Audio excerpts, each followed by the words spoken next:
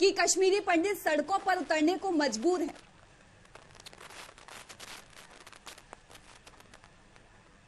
भदौरिया साहब जी, क्या वजह है सर, कश्मीरी पंडित सड़कों पर उतरने को क्यों मजबूर हैं?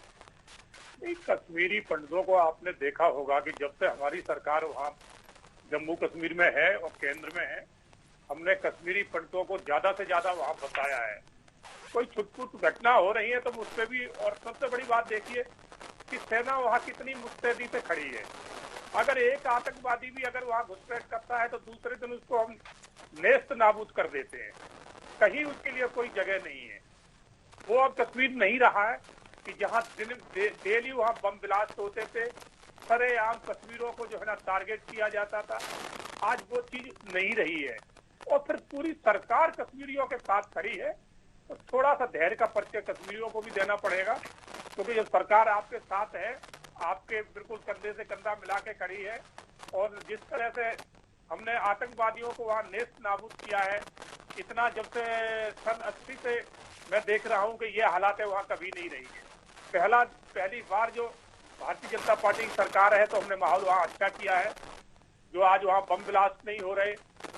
बॉर्डर का पाकिस्तान हिंदुस्तान का वहाँ बॉर्डर इस तरह का है कि वहाँ सीमा पता नहीं चलती कब कहाँ खत्म हो रही हो। सर आपकी बात एकदम सही है सर, लेकिन हम जो देख रहे हैं कि पिछले दिनों से टारगेट किलिंग जो हो रही है, एक के बाद एक कश्मीरी पंडित या कश्मीरी हिंदुओं को टारगेट किया जा रहा है सर, एक बहुत बड़ा सवाल अपने आप में खड़ा हो जाता है सर।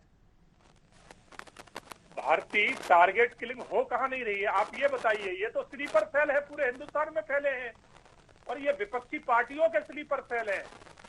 ये कोई कश्मीर में नहीं हो रहा है। अभी आपने उदयपुर में नहीं देखा, गला काटा गया वहां खुलेआम। महाराष्ट्र में गला काटा गया, और भी जगह जगह धमकियां मिल रही है। तो ये तो विपक्षी पार्टियों के स्लीपर सेल है, जिनके हाथ से सत्ता दूर दूर अब उन्हें नजर नहीं आ रही है। तो वो इस चीज का सहारा ले रहे हैं, वो इन आतंकवादियों का सहारा ले रहे हैं, वो इस तरह का जो है ना उग्रवाद और टेररिस्टवाद फैला रहे हैं। वो नहीं चाहते कि हिंदुस्तान में शांति रहे। तो ये पूरी रणनीति विपक्षी पार्टियों की है। आप ये मत कहिए कि वहां पर चुनिंदा कश्मीरों को ही जो है ना टारगेट किया जा रहा है। टारगेट तो उदयपुर में भी हुआ है।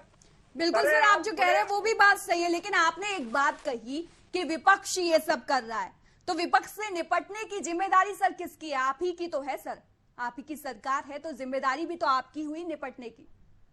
क्या कुछ रणनीति बनाई है सर आपने? से हम निपट रहे हैं ना, जनता निपटा रही है धीरे धीरे। सर जनता निपटाएगी वो अलग पहलू है सर। मेरा सवाल आपसे ये है कि आप क्या कर रहे हैं सर, आपने क्या रणनीति बनाई है इन सब से निपटने के लिए, विपक्ष से निपटने के लिए? आपकी सरकार ने क्या किया? आपको भारतीय थोड़ा आपको शायद इतना ज्ञान नहीं है कि विपक्ष के ऊपर सत्ता पक्ष गोली नहीं चलाएगी। जो राजनीतिक पहलू, जो संविधान के जो तरीके हैं, उन्हीं से विपक्ष से निपटा जाएगा। नहीं ये तो, और हमारे जो हिंदुस्तान में जो संविधान में लूप हो सर, मेरे ज्ञान को तराजू में तोल रहे हैं वो बात अलग है सर। बेशक मेरी उम्र कम है सर, लेकिन मेरे तजुर्बों से मेरी उम्र बहुत है। सवाल सर मेरा ये है कि 1990 के बाद से 2022 में भी यही हालात बने हुए हैं। 1990 वाली तस्वीर 2022 में फिर से यही दिख रही है सर। इससे निपटने की जिम्मेदारी तो सर आपकी है ना सर? दिख रही है आपको, कहाँ दिख रही है? सरकार की जिम्मेदारी है ना सर? सर 1990 वाले हालात 2022 में दोबारा दिख रहे हैं, तो इससे निपटने की जिम्मेदारी तो सर सरकार की है ना सर? ये आपको दिखाई दे रही है, बाकी आम जनता को तो दिखाई नहीं दे रही है कि 90 वाले हालात। 90 में तो वहाँ बम ब्लास्ट होते थे, सेना के ऊपर फायर होती थी, सेना के 2-4 जवान मारे जाते थे। बिल्कुल सर, हमारे साथ कश्मीरी पंडित विनोद जी भी हमारे साथ मौजूद हैं। सर हम उन्हीं से पूछ लेते हैं कि कश्मीर के हालात क्या है। विनोद जी, पंडित में तो बहुत से ऐसे हैं जो उन्हीं लोगों के साथ में खड़े हैं। कश्मीरी पंडितों को अब आप एक के बाद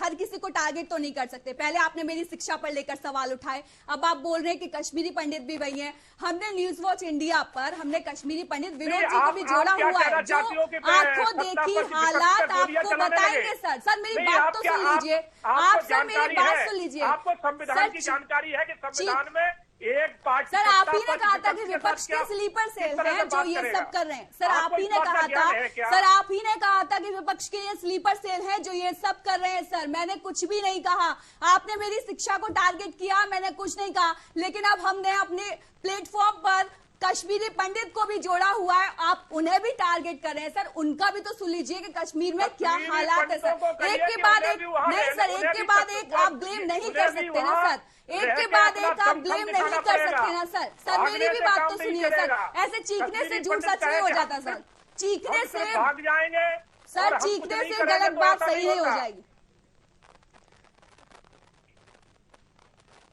विनोद जी,